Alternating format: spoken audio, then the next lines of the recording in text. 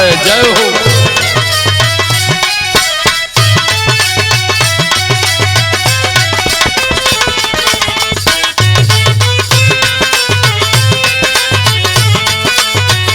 क्या बात है, वाह।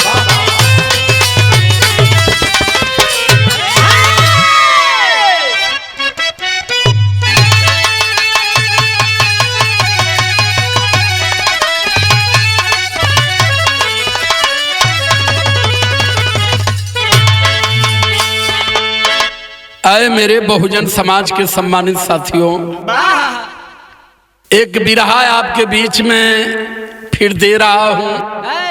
आई जवाबी बिरहा हो, ई मंच का जवाबी बिरहा ना हो। ई बड़े बड़े जमन खुरचारी मारे वाले नेता हम उन्हन का जवाब देते। ये बदे की कुल बिल से बहरे निकल चुकल हुआ, खतरा भाम चुके हैं।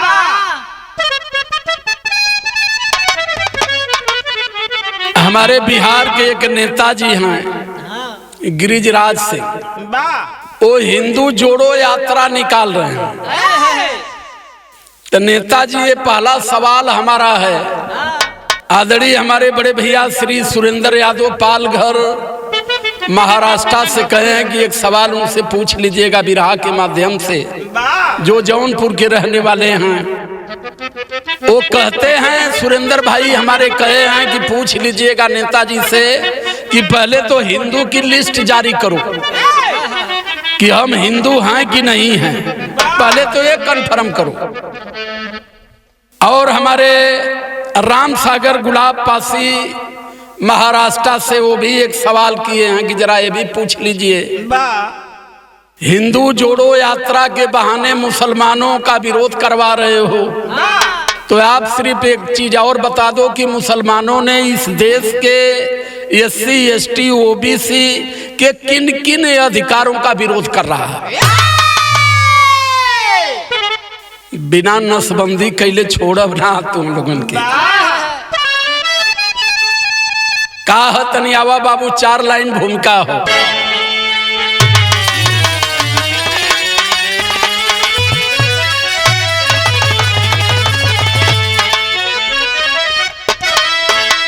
रो रही थी धरा बेबसी पे जो मेरे, छीन सत्ता गुलामी कराई गई, लूट सम्मान इज्जती दफन कर दिए, वेद पढ़ने पर जिह्वा कटाई गई।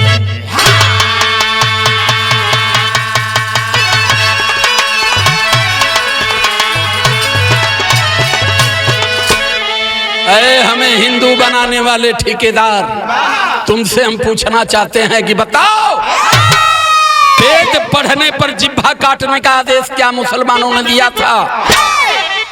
पहला सवाल है, सवाल ही चलेगा बिरहा में और भागने नहीं दूंगा। जितना बड़ा ज्ञानी तुम लोग हो मैं जान गया हूं। फिर लाइन कह रही है, जंगीपुर लड़े हम संभलने लगे, चादर मनवाती फिर से ओढ़ाए, सूरज भान इनकी हकीकत को जानो, सोए शूद्रों को हिंदू बनाने लगे।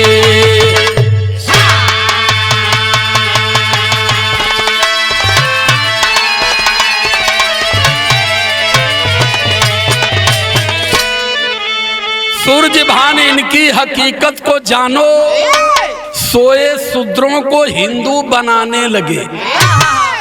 पहले तो यह अर्थ बताना पड़ेगा कि हिंदू का मतलब क्या है और हमें हिंदू बना करके दिए क्या। लगातार हमारे अधिकारों का विरोध कर रहे हो तुम, हिंदू बना करके लड़ा रहे हो तुम, कब तक बेवकूफ बनाओगे? और हम अपने लोगों से कहना चाहेंगे कि आप कब तक बेवकूफ बन करके इनके पीछे खड़े रहोगे। एक थे सौरभ बाबू यहाँ कव्वाली है,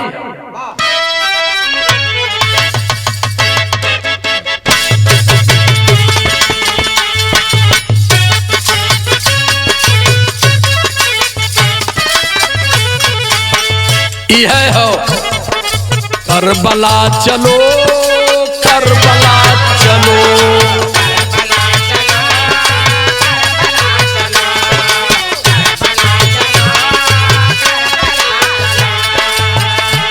लेकर खुदा का नाम चलो करबला चलो ओ करबला चलो।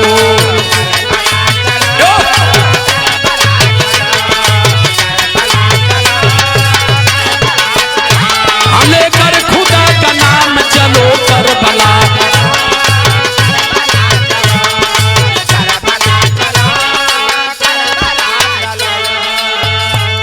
तो जब मुसलमान भाई जाना हज करत तब गावत, लेकिन जब हमारे हिंदू भाई अयोध्या जाना तो वो का गावना जानत हवा का गावना?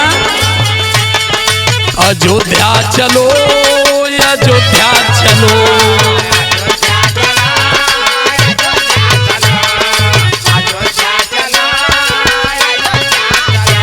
लेकर के 100 ग्राम चलो अयोध्या चलो अयोध्या चलो।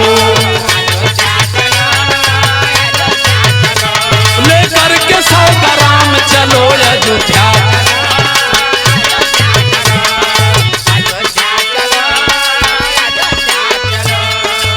हमार भाई बिना 100 ग्राम का ताई कांवर भी लेके ना जाता, ये बदे थक ही जाता। तो तनी 100 ग्रामिया रहे तो तनी चलिया खुलल रहे। अंतर इतना हो, हम कोनो अपमान के बात ना करत, जमन सही हो वही के बतावत है। लेकिन गाना का लाइन हो, सिलसिला चला सिलसिला चला सिलसिला।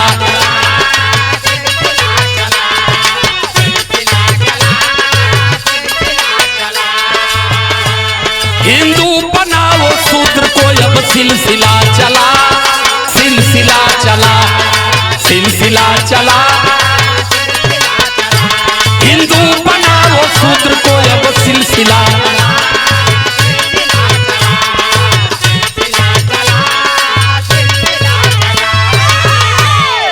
हिंदू बनाओ शूद्र को अब सिलसिला चला, क्योंकि ये समझने लगे एक खतरा भाप गए कि अब इस देश का 85 मूल निवासियों को जो हम लोगों ने 1925 में हिंदू बनाया था, वोट हथियाते रहे, माल गप्तियाते रहे, अब ये जग गया।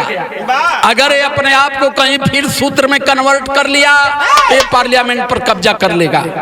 ये बदे जगह जगह से अब अपन अपन यात्रा लेके चलत हुआ, लेकिन हम चैलेंज करत हैं कि बाबा साहब अम्बेडकर का भारत है और बाबा साहब अम्बेडकर का भारत रहेगा। हम न यहाँ हिंदू राष्ट्र बनने देंगे और न ही अपने लोगों को अब हिंदू बनने देंगे, क्योंकि हम भारत के शासक लोग हैं। अब हम हिंदू नहीं बनेंगे, अब हम भारत के शासक बनेंगे। तो लाइन हमारी है,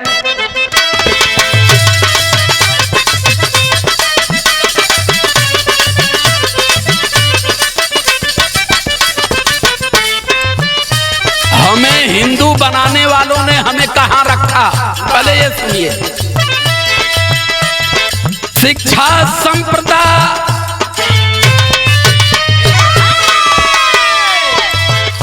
शिक्षा संप्रदा से यार हमें हीन किए हैं, कह के अछूत देश में तब हीन किए हैं।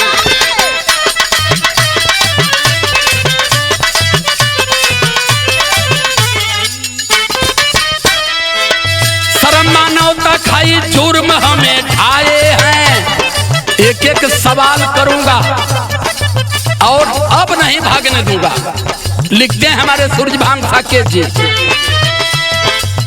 शर्म मानवता खाई जुर्म हमें ढाए हैं, औसतन टैक्स लाते फिर भी ना लजाए हैं।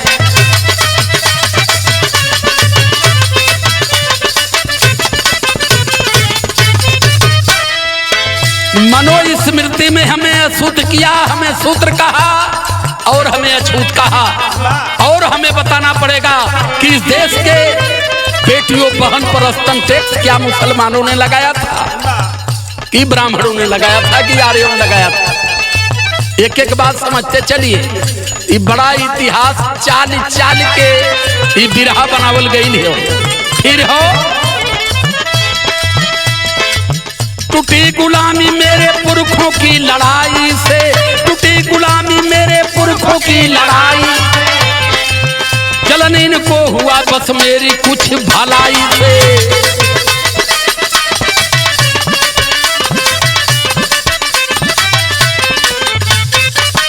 हिंदू कह के हमें जाल में फंसाए हैं, हिंदू कह के हमें जाल में,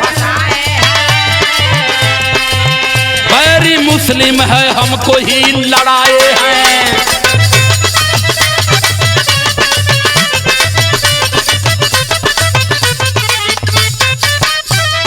कहला कि मुसलमान सबसे बड़ा देश का विरोधी या दुश्मन हो, आ एक तरफ जवन चिकन देखत हो पैसा वालन की दनादन दनादन दनादन नतई भी कैले जाते हो। अरे मेरे लोगों, आपको जातियों में बांट करके बेवकूफ बना दिया गया और अपने इनके जात से मतलब ना, इनके माल से मतलब खाली, क्योंकि ये जानते हैं कि जीवन धर्म से नहीं चलता बल्कि जीवन कर्म से चलता है। हमें धर्म में बांट रहे हैं और कर्मों के अनुसार अपने लिए माल खींच रहे हैं। तो लाइन कह रही है हकीकत इनकी आज सारी मैं बताऊं, हकीकत इनकी आज सारी मैं बताऊं, कौन है बैरी इसको देश में गिनाऊंगा।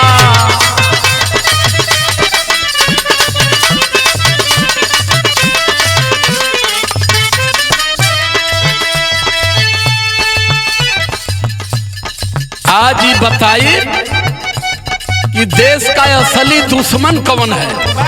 चूंकि एक बात मैं और कहना चाहूंगा कि मेरी लड़ाई ब्राह्मणों से नहीं है। जो व्यक्ति अपने आप को मानव में श्रेष्ठ समझता है उससे मेरी लड़ाई है। जो हम सभी लोग मानव हैं और हमें मेरी लड़ाई है कि अगर हम मानव हैं तो फिर मानव में एक मानव श्रेष्ठ कैसे हुआ, और अगर हम हिंदू हैं तो फिर मोछ रखने पर हमारी हत्या क्यों, फिर पानी पीने पर हमारे बेटे की हत्या क्यों, घोड़ी पर चढ़ने पर घोड़ी से उतार करके क्यों मारा जाता है, ये भी जवाब देना होगा। बाबू गिरिजराज सिंह जी, ए बाबू जायदा लोगन शहर छोड़ा है जो गीतिया बदल गई है।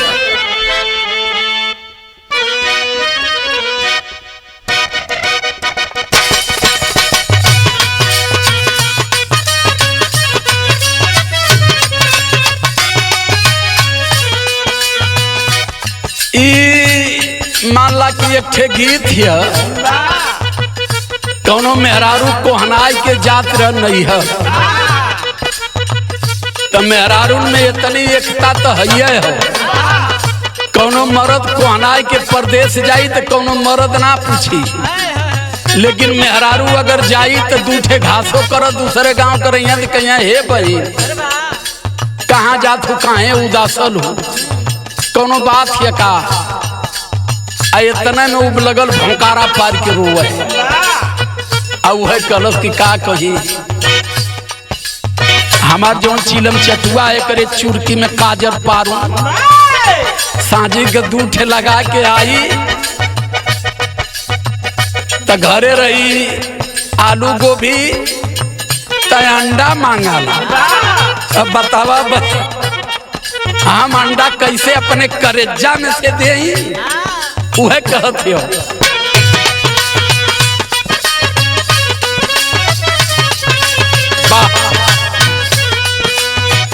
रतिया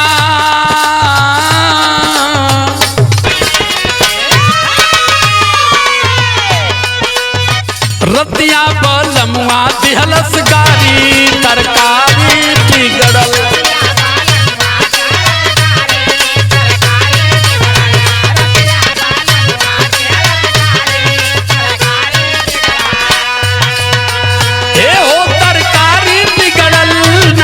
तरकारी बिगड़ल।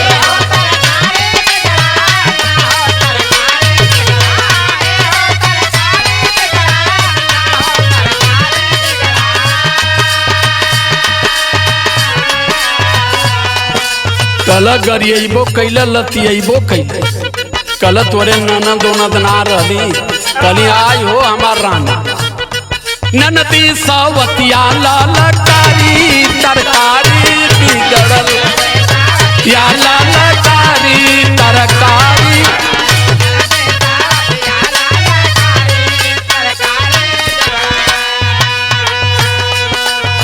इते आप लोगन के मनोरंजन बदे चुकी हमारे मिशन में चलत नहीं बिरहा गवावत हुआ लोगन ते कुलना कहत तो सुनवैयन के नीत लगे लगी लेकिन हई गाना का लाइन हो का हो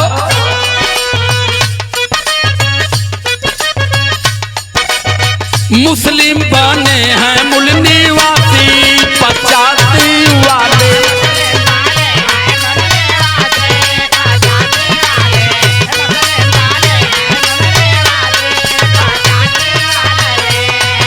पूरे चैलेंज से पूरी शिद्दत से और पूरी ईमानदारी से बता दे रहा हूँ मुस्लिमों का धर्म अलग है भारतीय मुसलमानों का लेकिन वो हमारे भाई हैं और ये हमारे भाइयों से हमें लड़ा करके हमें अधिकार विहीन करने का प्रयास कर रहे हैं लेकिन जो इनकी ये गंदी चाल है हम इसे सक्सेस होने नहीं देंगे।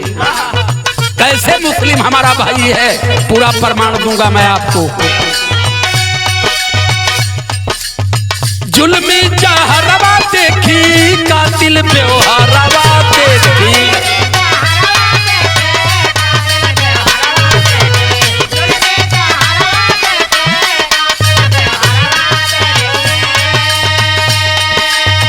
भेदवा की गरवा दीजे फांसी 85 बोलो 85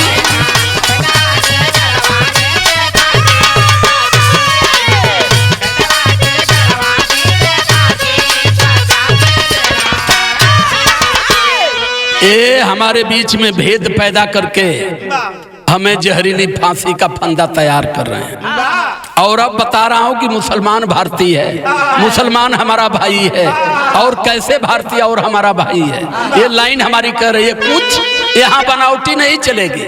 ई बाऊ गीत बदल गई सौरभ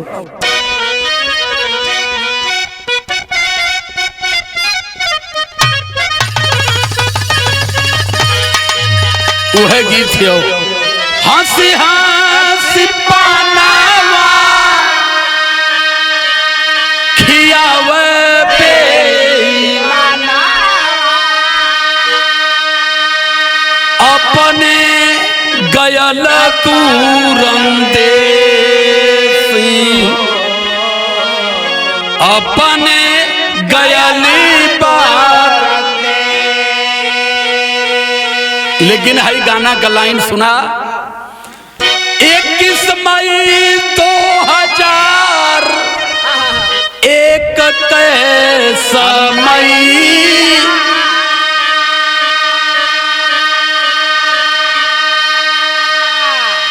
टाइम्स ऑफ इंडिया बोलल की बात टाइम्स ऑफ बोलल की बात SC ST OBC से मुस्लिम कैदियने का खुनवा का रिश्ता बढ़िया खुनवा का रिश्ता बढ़िया 21 मई 2001 को टाइम्स ऑफ इंडिया अखबार ने खबर छापा कि DNA टेस्ट कराया गया भारत के सभी जातियों का तो मुसलमानों का DNA SC ST OBC से मैच खाया एक पॉइंट भी गड़बड़ नहीं हुआ लेकिन भारत के पंडित जी लोगों का DNA यूरेस से मैच खाया उनका भारत से नहीं मिला। ये DNA की बात कर रहा हूं विज्ञान ने इसे तय किया है फर्क यही है कि इस देश में मुगल आए, औरंगजेब आए, अंग्रेज आए, सब चले गए, लेकिन ये सबसे जेठका भाई है।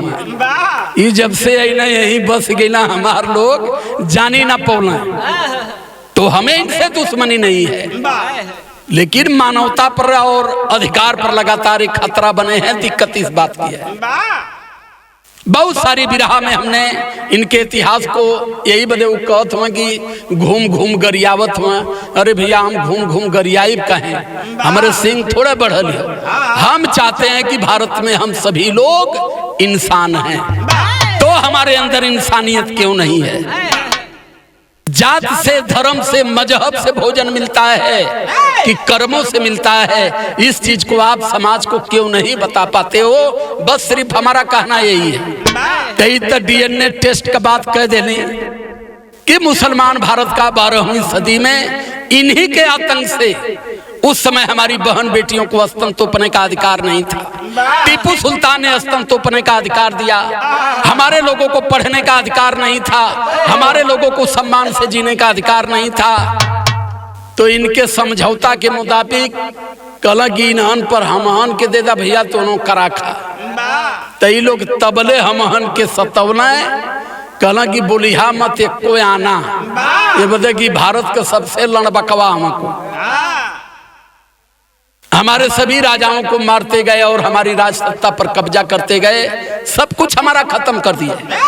हम नहीं चाहते हैं कि भारत में कोई अधिकार वंचित हो, लेकिन बाबा साहब अम्बेडकर ने जो संविधान के आर्टिकल 340 में उन्होंने दिया कि जिसकी जितनी संख्या भारी उसकी उतनी हिस्सेदारी, बस लड़ाई इसी बात की है। फिर लाइन हमारी कह रही है, ये जन गीत बदल गए।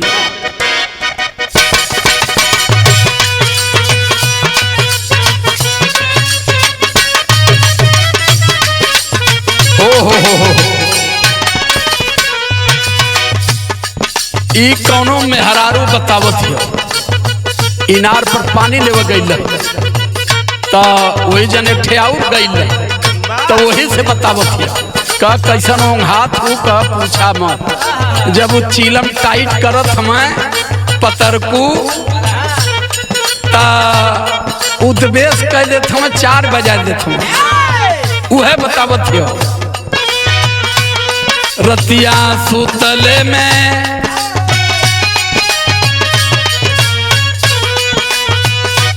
रतिया सुतले में जगवले मोर गजेरी बालमा, मोर गजेरी बालमा।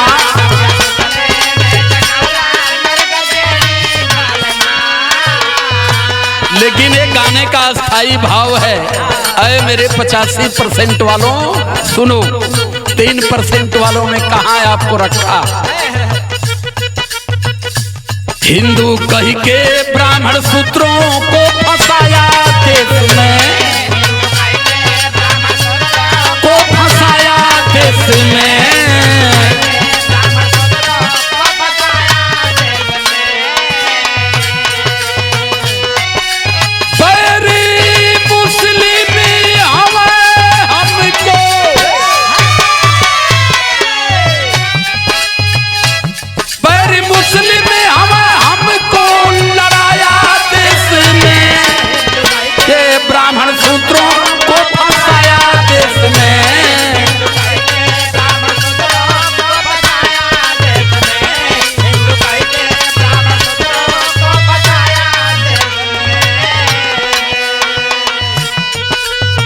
हिंदू कही के ओटी, हिंदू कही के सूत्र का बटोरी ले लो।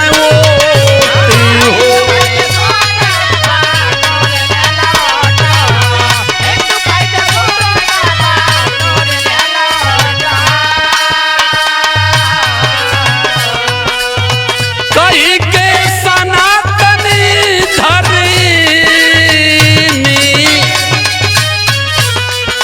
खींचे खूब नोट हो, हक मंगले पर गरियावे वो लतियावे देश में।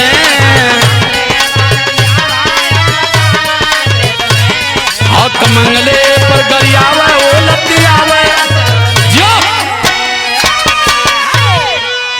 अमान के हिंदू बनाए के वोट खींच लेते हुआ, सनातनी बनाए के मंदिर में बैठा के नोट खींच लेते हुआ। वोट आ नोट दोनों खींचल आ हक मंगले पर खरी लतियावत हुआ, घुसियावत हुआ। आई हमार समाज गोजरन नहीं, वह गोबर लुणियौले अगरबत्ती देखावत जाते मुक्ति लेवे। अरे सुधर जाओ, बाबा साहब अम्बेडकर का भारत चल रहा है। ये रामायण महाभारत और राम ब्रह्मा विष्णु से भारत नहीं चल रहा है, इसे समझो। फिर लाइन कर रही है, अरे आवा इतिहास ऊपर डालिला नजरिया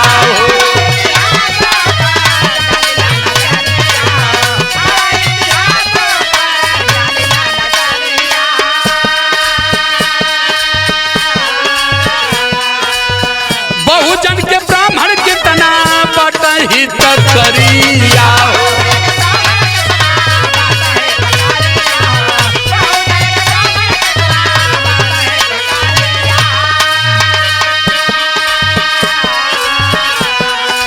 सपना सूत्रों का देखा, अरे दफन वाला देश में हिंदू कई के ब्राह्मण सूत्रों को फंसवल देश में।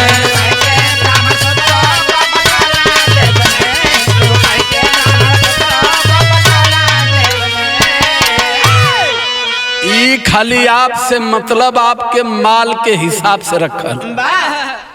लड़का का नाम धरई है तो पैसा, लगन धरई है तो पैसा, बियाह करई है तो पैसा, मुअले में जई है तो पैसा, श्राद्ध करई है तो पैसा।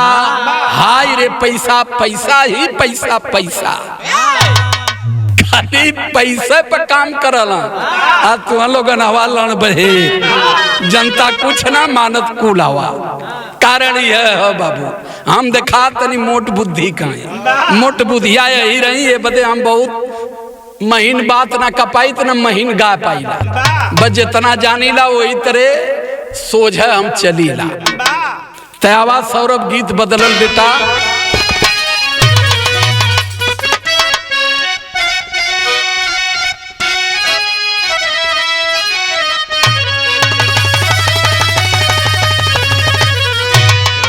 यह गीत हो कि धन्य भीम बाबा हमारो लिखल संविधानवा, हन वतनवा होई देखा, हाई वतनवा हो दे खिलल भारत में चमनवा, हाई वतनवा हो दे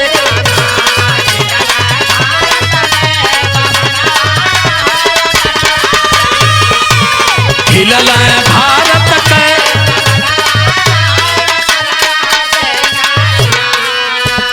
अब चूंकि और गवैया गावन निबिया की डरिया मैया डललू झलुआ, अभी हमरे समझ में बैठत ना मैया कब झलुआ डलने, कब पूर्वी बयरिया बहल, कब मलिनिया के घरे पानी पिए गई। तो हम तो भाई सच के साथे खड़ा, लेकिन हाई गाना हमार बतावत 1848 सवाली रहली समैया, बड़ी लड़ैया हो भैली, बड़ी लड़ैया हो ब्राह्मण बना है मुदैया, बड़ी लड़ैया हो भैली।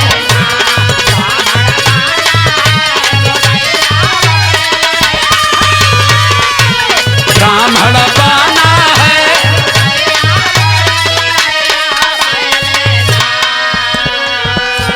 सारे समाज के लोगों को कह रहा हूं कि बिरहा सुनो।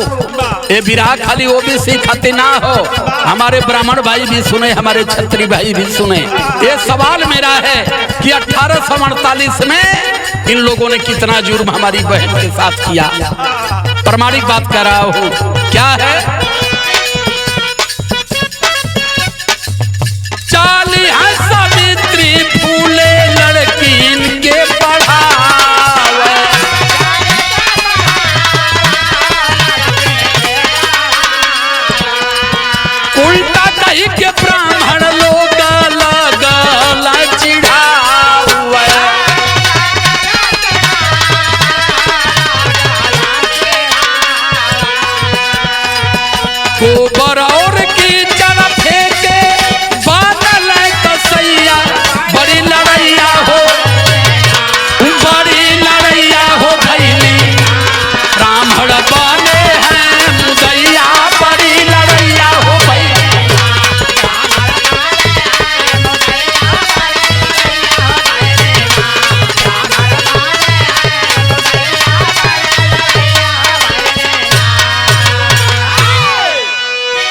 1848 में हमारी ही ओबीसी की बहन माता सावित्रीबाई फूले ने इस जंग को शुरू किया कि नहीं, इस देश में अब बेटियां भी पढ़ेंगी।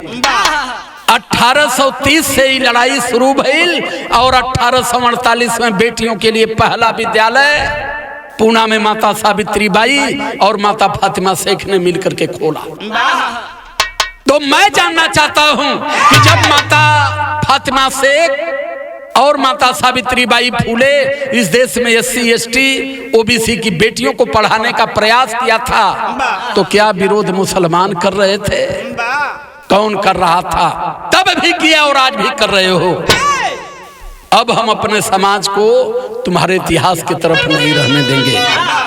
फिर यहाँ लाइन बदलल, गीत बदल गई बाबू।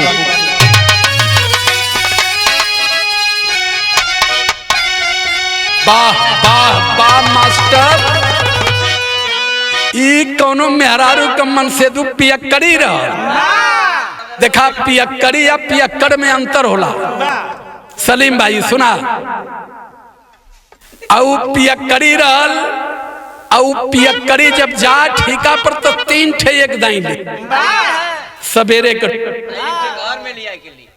3 ठे सवेरे में ले, 1 ठे ठीकवे पर मारे, 1 ठे घरे आवे दतवन के पहले मारे, 1 ठे नहा धो के खाए बैठे तब मारे। आज 4 घंटा सुतते और ओकरे बाद फिर जब 5 बजे कुरकुरी बरत जाए तब 4 ठे ले, 4 3 7 गो, तो 4 ठे ले तो 1 ठे ठीकवे में मारे, आ 1 ठे पैंडे में मारे, आ 1 ठे खाए के पहले मारे, 1 ठे बचे तो धय दे, जब 4 बजे उठे पेशाब करत तब मारे। मने वो खाली होकर जीवन वही में चलत रह। मेहरारू 4 बजे भोर में देखलस मेरवत का वह कहत हो।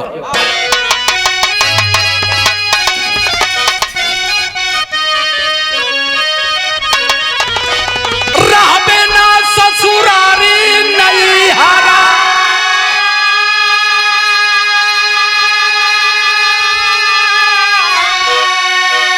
जाई बे जरूर हो मिलल बा शराबी सैया, मिलल बा शराबी सैया, नसवे में चूर हो।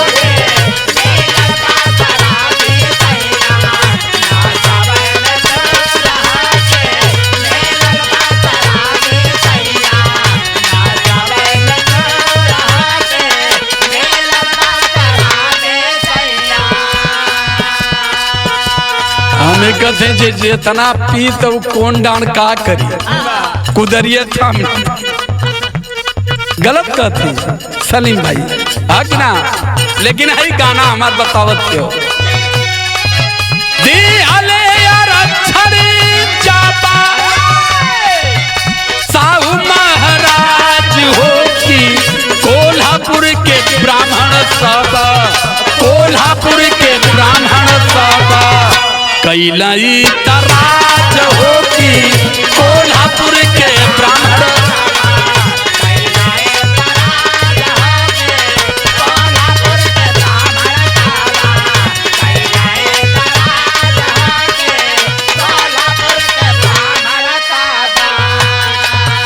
कोल्हापुर की रियासत के राजा बने छत्रपति साहू जी महाराज। उन्होंने राज का भ्रमण किया, जहां देखा वहीं ब्राह्मण, नीचे से ऊपर ले ब्राह्मण, बीच से टोटल चारों तरफ उनका कब्जा था। तो छत्रपति साहू जी कहते हैं कि यहाँ केवल ब्राह्मण ही क्यों है? तो उन लोगों ने कहा कि दरअसल SC ST OBC वाले अनपढ़ गंवार है और राज सत्ता का काम नहीं कर सकते। तो कहला क्यों ये अनपढ़ गंवार है? तुम तो समझदार हो, तो तुम समझदार हो तो इनको अनपढ़ गंवार क्यों रखे? एक काम करो कि भागीदारी के हिसाब से राज सत्ता में इनको बैठाओ और जो काम नहीं कर पा रहा है उसको सिखाओ। तो लाइन कहत है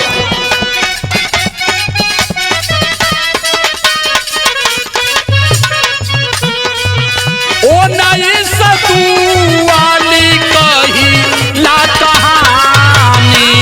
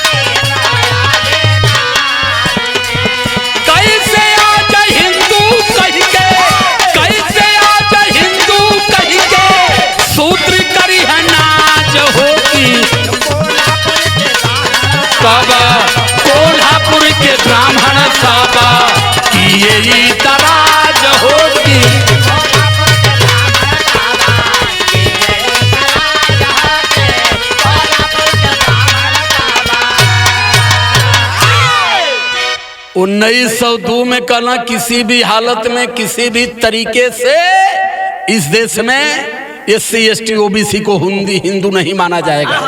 हमान वैसे हिंदू है नहीं, हमान के ना हिंदू बनने की जरूरत है। लेकिन आप हमें बताओ कि उस समय भी आपने राज दरबार में छत्रपति साहू जी के राज दरबार में विरोध किया, ये हिंदू है ही नहीं है, राज्य में ये काम नहीं करेंगे, इनका काम है सेवादार झाड़ू लगावें, गोबर साफ कराएं, नाली साफ कराएं।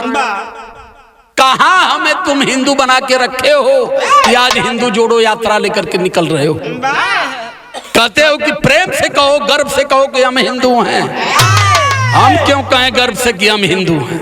आप कहो गर्व से कि हम हिंदू हैं। हम हिंदू है ही नहीं हैं, हम भारतवासी हैं, यहाँ के मूल निवासी हैं और हम यहाँ के शासक लोग।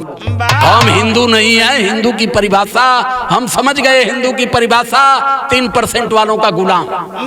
गोबर पूजो, गौमूत्र पूजो, मूर्ति पूजो, कैलेंडर पूजो, यही है हिंदू। यही हमें दिया और कुछ दिया नहीं। हम बाबा साहब अम्बेडकर तथा गद बुद्ध को मानने वाले लोग हैं। तो फिर लाइन कह रही है कि बताइए हमें बताना पड़ेगा कि अगर हम हिंदू हैं तो बाबा साहब अम्बेडकर को संस्कृत पढ़ने पर रोक क्यों लगाए? अगर हम हिंदू हैं तो स्वामी विवेकानंद जी को शिकागो में हिंदू का प्रमाण पत्र क्यों नहीं दिया? इतना सवाल दागूंगा ना, इतना सवाल दागूंगा पिछवाड़ा लाल हो जाएगा। ये लाइन हमारी कह रही है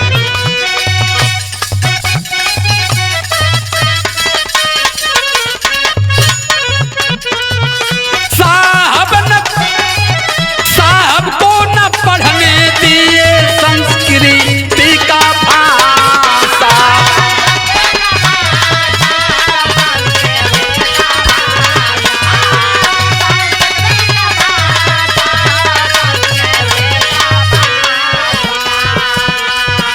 जरा मन में पढ़े जाके विप्र भय से आशा।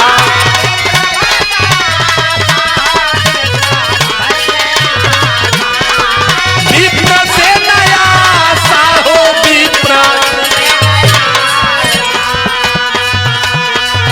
साई मन के ऊपर टूटे, साई मन के ऊपर टूटे, बन के जैसे बाज हो की दिहलाया रक्षण जाबा, दिहलाया रक्षण जाबा, साहू महाराज हो की।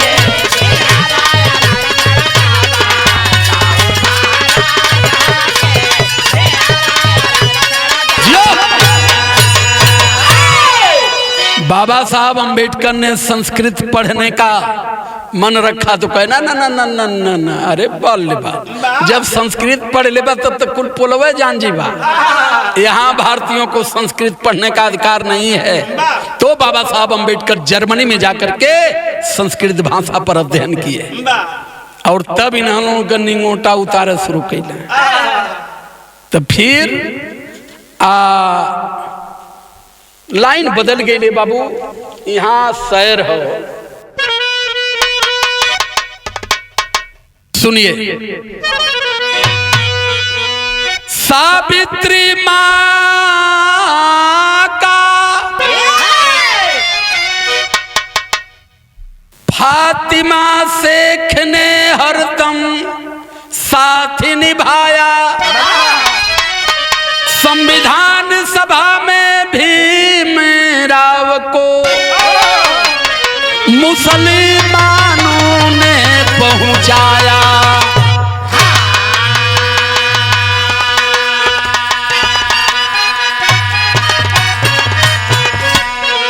जब माता सावित्रीबाई फूले ने इस देश के शोषित समाज के बेटियों को शिक्षित करने का प्रयास किया तो ब्राह्मणों ने विरोध किया। ये धर्म के खिलाफ काम कर रही है, इस देश में हमारे हिसाब से बेटियों को पढ़ना नहीं चाहिए। तो माता फातिमा शेख और उनके भाई उस्मान शेख, सावित्रीबाई फूले और ज्योतिबाराव फूले को मिलकर के हमें और हमारी बेटियों को शिक्षित करने का आंदोलन चलाया। और जब संविधान सभा में बाबा साहब अम्बेडकर को जाना शुरू हुआ तो ई भल की अब जनता के द्वारा जो निर्वाचित होके आई वह संविधान समिति में जाई।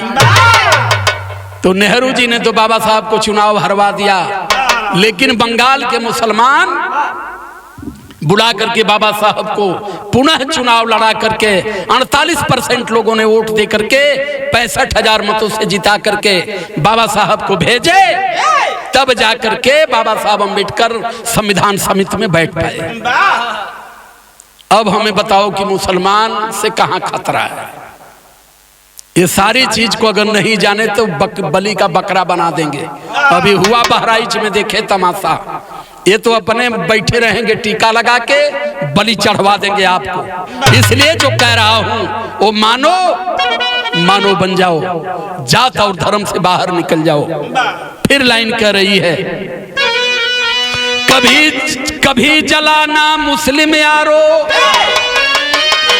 अरे बहुजन के अधिकारों से,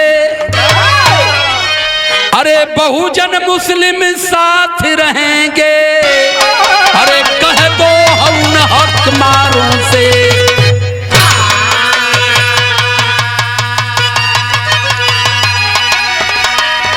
अब तुम लोगों की भाषा हम समझ गए और हम तुम लोगों की भाषा अब अपने समाज को समझने नहीं देंगे। सत्य क्या है, हम सत्य की जगह खड़े हैं। हम समझ गए कि इनको डर क्या है। मैं ये बता दूं कि जिस दिन SC ST OBC और मुसलमान एक हो गए तो इनकी आबादी भारत में है 90%। ये पार्लियामेंट से लेकर के गांव के प्रधानी तक पर कब्जा कर लेंगे। तय हुई तब कि इनका साथ छोड़वा लोगन। इसलिए कह रहा हूं कि बार बार जो और तब तो उन्होंने छोड़ पैबा जब धर्म का जहर जो पियत हवा, ये धर्म के जहर से दूरी बनाओ की पड़ी। तेरी का लाइन है बाबू,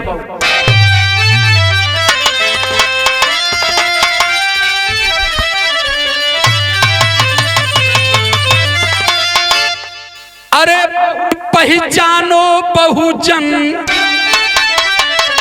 बैरी देश में, अरे पहचानो बहुजन बैरी देश में, कपटी चालबाज की बात कोई ना मानो। मंडल BP लागू कैला भाजपा तब गरमाई है। 1988 का मामला दुनिया लाइन हो। मंडल BP लागू कैला भाजपा तब गरमाई है, लिया समर्थन वापस अपना पद से दिया गिराई है। OBC को हिस्सा मिली है, माथा लिया चढ़ाई है।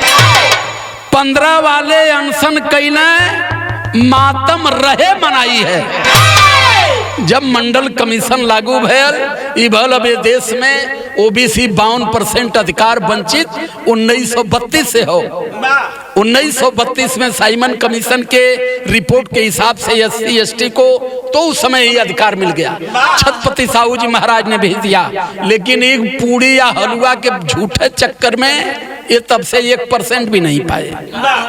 लेकिन ये जान गए कि अब इनको अधिकार मिल जाएगा, तभी जगह जगह अनशन तोड़ फोड़ राम मंदिर यात्रा मात्रा को निकाले लगे। पहपट का लाइन है भैया,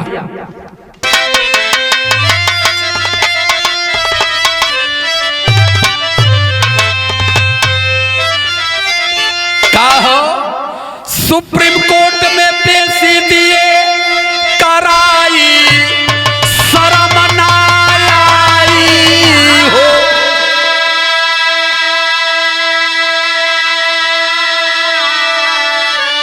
अरे सुप्रीम कोर्ट में पेशी दिए कराई, शर्म ना आई हो। हिंदू वाली बतिया गए भुलाई, शर्म ना आई हो।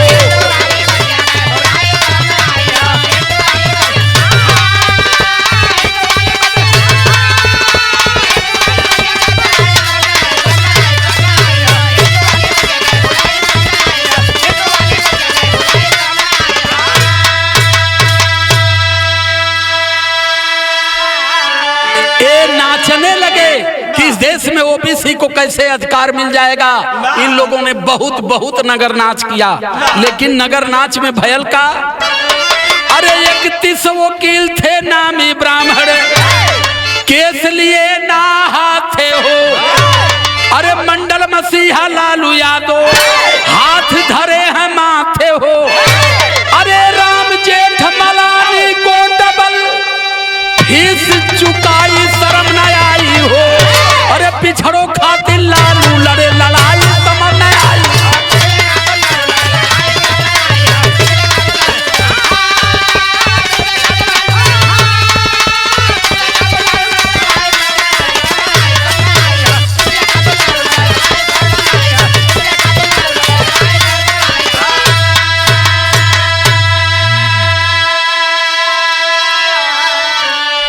पिछड़ों की लड़ाई को लालू यादव सुप्रीम कोर्ट तक लड़े।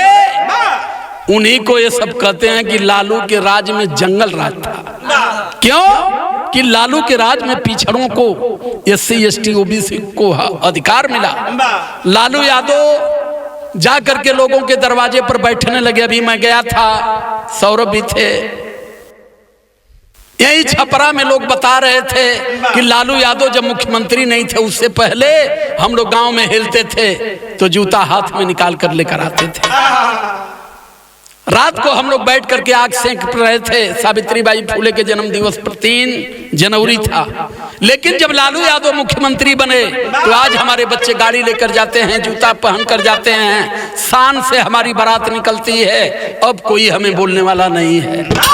तो मैं नमन करता हूं, सम्मान करता हूं आदरणीय लालू प्रसाद यादव जी, 3 बार मुख्यमंत्री बिहार के, लंबी उम्र तथागत आपकी दें, आप ऐसे हमारे बीच में बने रहें। लेकिन फिर लाइन कर रही है, अरे जाठया मराठा कुर्मी मांगे जब आरक्षण हो।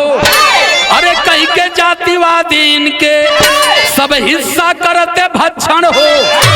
अरे जातिवाद पिछड़ों की करना नहीं कराई शर्म न आई हो। हिंदू कहीं के केवल रहे घुमाई शर्म न आई हो।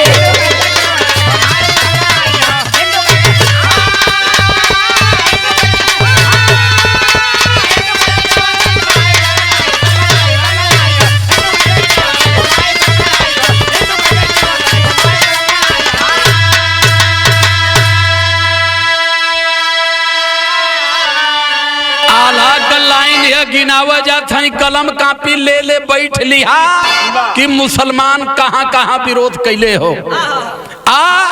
ये चीज का विरोध के करत हो। यह पूरी आल्हा का लाइन सुन लिया, दिमाग से गोबर घास भूसा कुल निकल जाई। आ ना निकल पौल तो कोनो उम्मीद भी अपने जीवन में अब मत करिया। का हो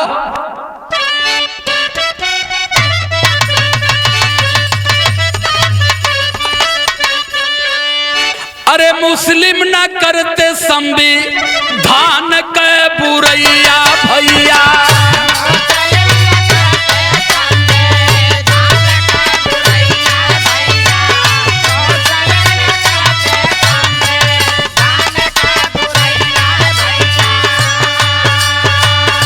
कभो नहीं बदले वाला देते हैं बयान। ये CST OBC को मिला जो आरक्षण भैया।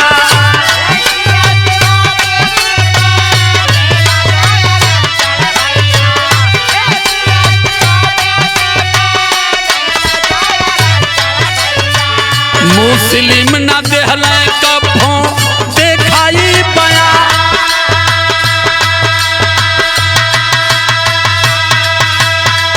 जातिवादी जनगणना नीति करवल भैया।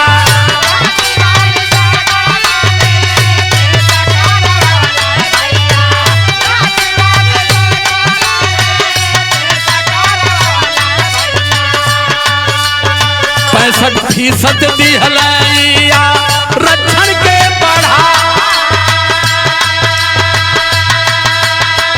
पटना हाई कोर्ट ब्राह्मणिया रजी लगवल बाबू।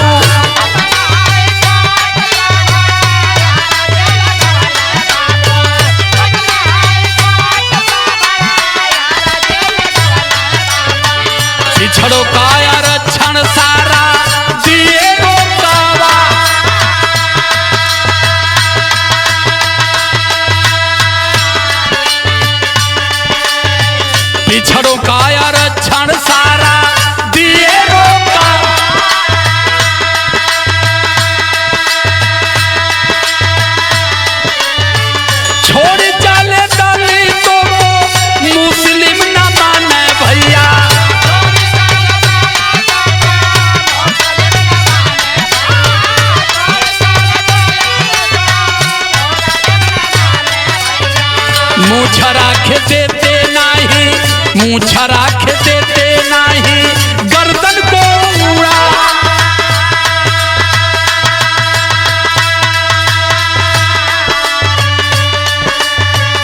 जाति जनगणना बिहार में नीतीश जी करवाए, 65% अधिकार मिल गया, लेकिन बिहार के ब्राह्मण पटना हाई कोर्ट में जाकर के रोक लगवा दिए। मैं जानना चाहता हूं कि मूछ रखने पर हत्या और गला क्या मुसलमान काटते हैं? कौन काटता है? इसलिए बता रहा हूं कि अपने दुश्मन को पहचानो, और जब तक नहीं पहचानोगे ये लड़ाई लड़ नहीं पाओगे। और ये पहचानने के लिए बाबा साहब अम्बेडकर एक टुक में कह दिए कि मंदिर की मूर्तियों से मुक्ति खोजना बंद कर देना, और पंडित जी के पतरे से जोग नक्षत्र दिखाना बंद कर देना, और घर में सत्यनारायण की कथा बंद करा देना। इस कहानी को बाबा साहब अम्बेडकर 1956 में ही भाप गए, लेकिन आप इतने बड़े पढ़े लिखे लोग हो गए कि कलावा में बांध के आज भी घूम रहे हो, लेकिन बाबा साहब अम्बेडकर की बात अभी समझ नहीं पाए। फिर लाइन कर रही है, खड़ा हुए मुस्लिम नहीं लेते ही परनवा बाबू,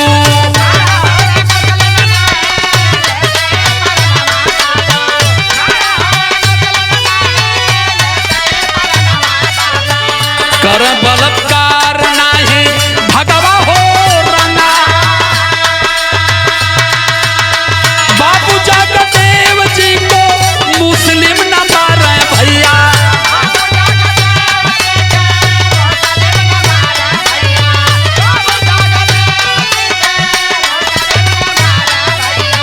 ब्राह्मण एसपी मार दिहल गोली चला,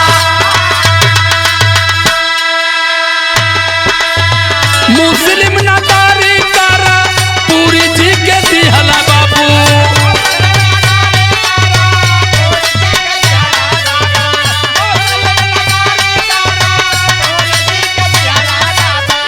पिछड़ों को दिए है या रक्षण जब थामा,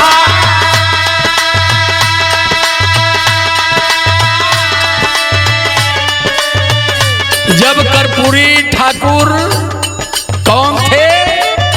नाई समाज से थे। जब बिहार के मुख्यमंत्री बने तो इन लोगों ने नारा लगाया कि कर्पूरी ठाकुर वापस जाओ और छूड़ा लेकर के दाढ़ी बनाओ। जब बाबूजी राम नरेश यादव मुख्यमंत्री बने तो इन लोगों ने नारा दिया कि राम नरेश जी वापस जाओ, लाठी लेकर भैंस चराओ। लेकिन गोजरों की तरह अभी भी तुम लोग जोग नक्षत्र में उनके पीछे पीछे धूम हिलाते घूम रहे हो। सुधर जाओ, संभल जाओ। फिर लाइन कर रही है, मुस्लिम न तोड़े भीमा बाबा का मूर्तिया भैया,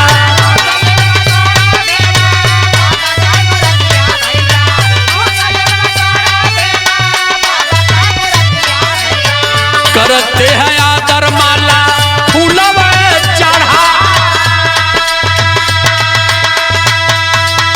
मुस्लिम ना धोवला याता ले सके पुरुषिया बाबू,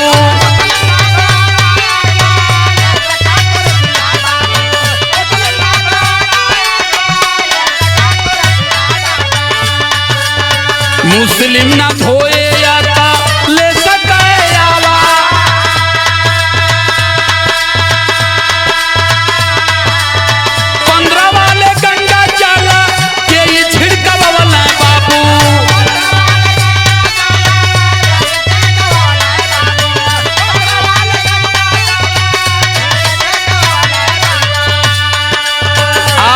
कोई रिकॉर्ड नहीं है।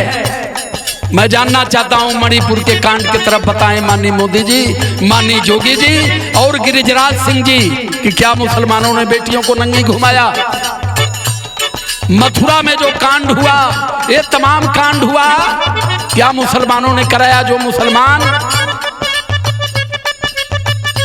मुसलमान अगर गलती नहीं किया तो बार बार उसे गलती में क्यों ठोका जा करके, ठोक करके देश की समानता और समता पर खतरा पैदा कर रहे हो। हिंदू जोड़ो यात्रा छोड़ करके मानव जोड़ो यात्रा निकालो श्रीमान जी। अगर मानव है, मानव की तहजीब है तो सारे लोग ही रोटी खाते हैं। लेकिन लाइन कह रही है 15 वाले धोए गंगा जल छिड़कावा, मुस्लिम निवासी का डीएनए बाये कही बाबू,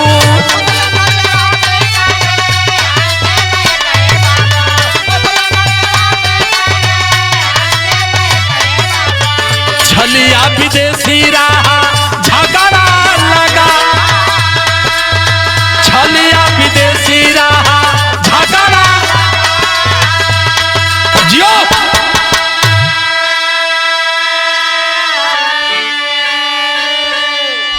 कितना गायब कितना समझाई तो दोनों समझ पीबा। आखिरी लाइन है आई है, आखिरी लाइन में आशीर्वाद देते लेला लोगन आ यही के बाद सुधर जी है। अगर आओ वाले जनरेशन के सुरक्षित बनावल चाहत होगा तब का हो मास्टर।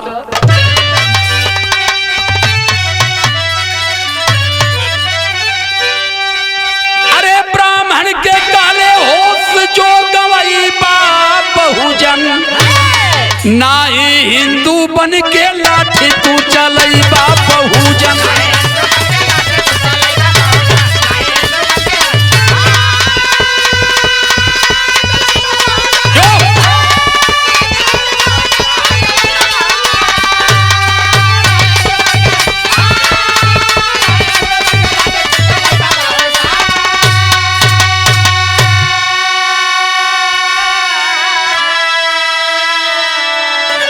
हिंदू बना के बैरी तू हर लूटत बाटा हिस्सा, अरे मिली आजादी तब से चालू बाटा खिस्सा।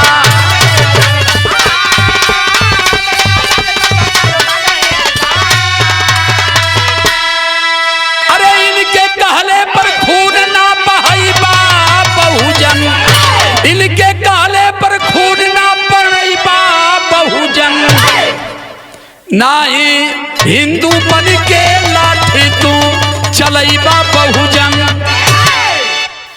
शोषण दमन अत्याचार का हिंदुवादी नारा हो, जय श्री राम बजरंग बली से भैया करा किनारा हो।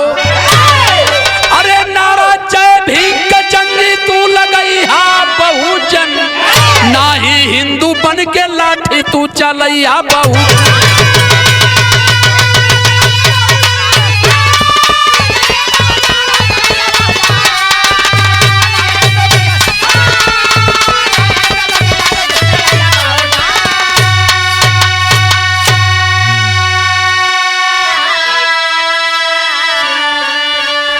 इनकी दोहरी और दोगली नीतियों को पहचानने का प्रयास करिए।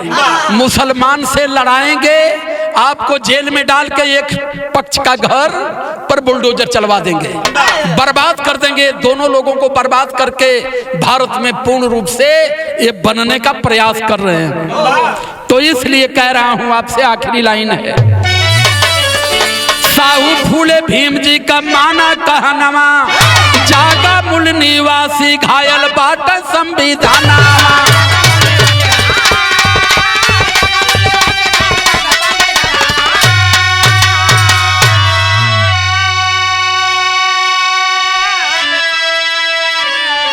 अरे आने वाली पीढ़ी का भविष्य बचैहा बहुजन, ना ही हिंदू बन के लाठी तू चलैया बहुजन।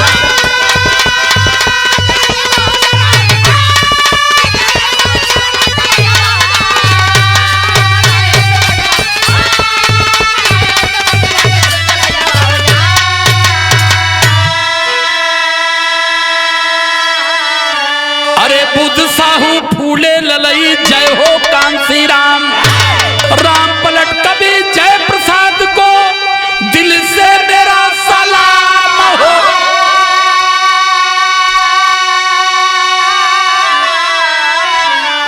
अरे पहचानो बहुजन बैरी देश में, कि पहचानो बहुजन बैरी देश में, राजकुमार सूरजभान का कोई ठानो, बहु जानो बहुजन।